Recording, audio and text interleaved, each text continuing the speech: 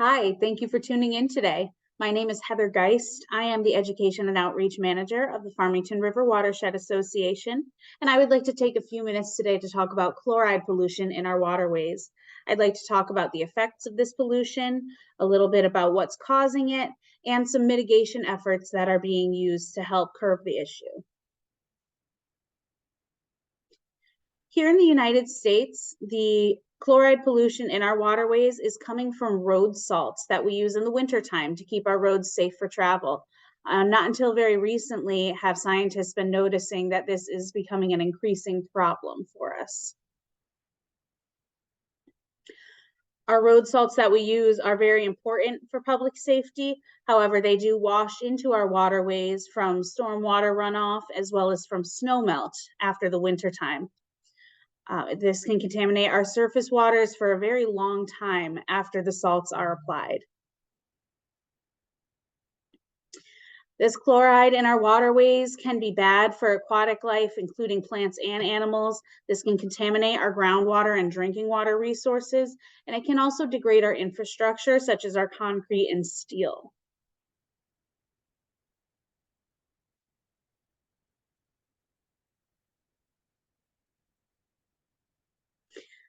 High chloride levels in the waterways can be bad for plants and animals alike, fish, aquatic insects, and amphibians, as well as some of the plants that live along roadsides, not just the ones that are living in our waterways. This chloride can also go into groundwater if it's in stormwater that's going over land. It can contaminate our drinking wells, and it can also possibly make pets and animals sick if they eat too much of this chloride. There have been studies that have shown the effects of chloride in our waterways. You can see here after a study in the University of Toledo, after 25 days of growth in these two road salt environments, one with none and one with very high road salt, you can see that the fish in the environment with high chloride concentration has really not grown nearly as much. Chloride concentrations can also cause death and reproductive issues for aquatic organisms. We're finding out recently also that even in the warm weather, when we are not applying these road salts, there can be a lot of issues with chloride contamination. What happens in the summer when it is raining less is that rivers and streams actually pull groundwater into them to help keep everything flowing and keep the animals in the river alive. But sometimes if there is salt contamination in this groundwater, then that groundwater being pulled back into the river is bringing that salt back into the river as well. So what we're actually seeing fairly recently is that sometimes in the summer we can actually have higher chloride concentrations in our waterways than we do in the winter right after the salt is applied. Furthermore, there have been studies such as one at the Stroud Water Research Center that show that aquatic insects actually can be more affected by these road salts in the summer, warmer water temperatures. These insects are very important food for trout and other fish and organisms that live in these waterways. So it's not just a winter problem, even though we're only putting down our salt in the wintertime. A little bit on the types of road salts that we use and the ways that we get chloride into our stream. The chloride-based deicers are the most widely used of all the deicers really on the market because they're the least expensive and they are very easy to get. There are several kinds, as you can see here. Basically, a lot of what determines what a municipality or a contractor will use would be the temperature of the air and the water. Some of these compounds work at much lower temperatures, which is very necessary in certain parts of the United States. There are a variety of non-chloride based deicers.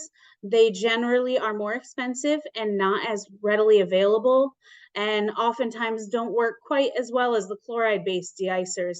These can come from all sorts of sources. They can be byproducts of manufacturing and factory, just as cheese brine and pickle juice. There are different acetates that you can use, which are often sold as pet safe road salts in your local big box home improvement warehouses. Also sand, which was used for a very long time before we were using strictly salt. Unfortunately, it has a tendency to clog up not only our catch basins and our stormwater systems, but it can also cause problems in the waterways when we get too much sand in there. Some advantages of some of these is that they do work to very low temperatures, which can be very useful. Some other non-chloride based deicers, there's a whole lot of them. There's a lot of pros and cons when it comes to choosing these. Oftentimes, a contractor or a municipality will choose to use a non-chloride based deicer in conjunction with chloride based deicers. This helps to cut costs, but also cut on the negative environmental impact. But it's all very dependent on the location, especially regarding the climate and the temperatures that will be reached in the wintertime. The process of anti-icing is a slightly newer idea. It's about stopping the formation of an ice barrier with the pavement before the extreme weather happens. So anti-icing happens before a storm event. It's a proactive control method. And what happens is some kind of a brine or a mix of salt and water essentially is applied to the roads before the snow event, which is supposed to help keep ice from bonding with the pavement. You can see in this picture here the white lines that are left after this sort of process. You may have seen these in your town. Again, it prevents the bonding of the snow and ice to the pavement, which can be very useful. It kind of helps to stop the problem before it even starts when it comes to slippery sidewalks and asphalt. It minimizes frost. Anti-icing can be effective for multiple storm events if it is done correctly, and generally requires less use of road salts, which is also very helpful as far as cost and as far as the ecological impacts. Anti-icing also doesn't necessarily just require a brine. You can use a heated or modified pavement or road coverings. These are also anti-icing methods. So when it comes to ways that we can mitigate the problem, definitely talking with your municipality if you're concerned. Talk to your Department of Public Works and ask them what kind of measures they're taking to help reduce the amount of chloride in our waterways. Are they using anti-icing techniques? Are they trying to supplement their salt with a certain chemical that may make it stickier to help it bond to the road so it bounces off less often? These are things that may be worth knowing, and it might be worth letting your municipality know that this sort of thing is available. What you can do at home here is keep track of what you're doing on your sidewalks and on your driveway when it comes time to use these road salts. Shoveling is always the best, but of course, it can still get slippery out there. It's always great to keep to keep in mind that a 12-ounce coffee mug is enough salt to treat your entire driveway if you have a 20-foot 2-car driveway, or it can treat 10 sidewalk squares. When you scatter your salt, you want to make sure that it's scattered and not just dumped into piles. Road salts and sodium chloride can actually work better against frost and ice when they have more room to work. So putting it in a pile will actually make it less effective than scattering, as you'll see in the picture here on the left. Another thing you can do is after your storm events, sweep up whatever salt is left over so you can reuse it again. And so that if there is water that collects in that area, it won't dissolve that salt and bring it back into the ground. Also, in lower temperatures, when you get lower than 15 degrees, you would like to use a different kind of salt or deicer, or just use sand for traction, because our regular sodium chloride that we use doesn't work as well below 15 degrees.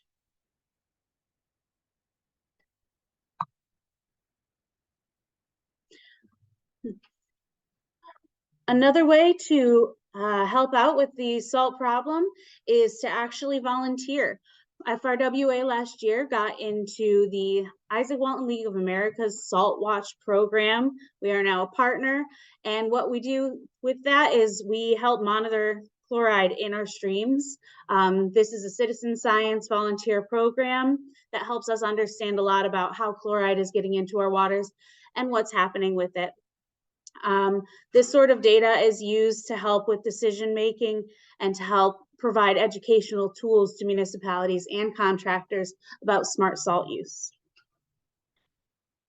You can visit saltwatch.org if you would like to be a part of this program, and you can volunteer. They'll send you a free kit so that you can sample a waterway near your house. It's usually done in the winter time, although they like to have data from all year round. And a few more resources here for everyone.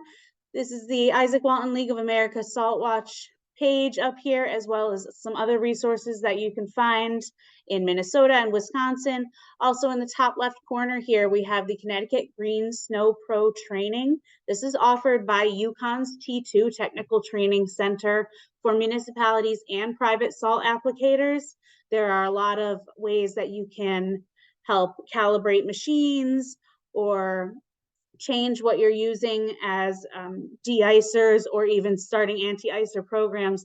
Lots of resources over there at the Green Snow Pro, and they do workshops as well. Thank you very much for tuning in, and be salt smart.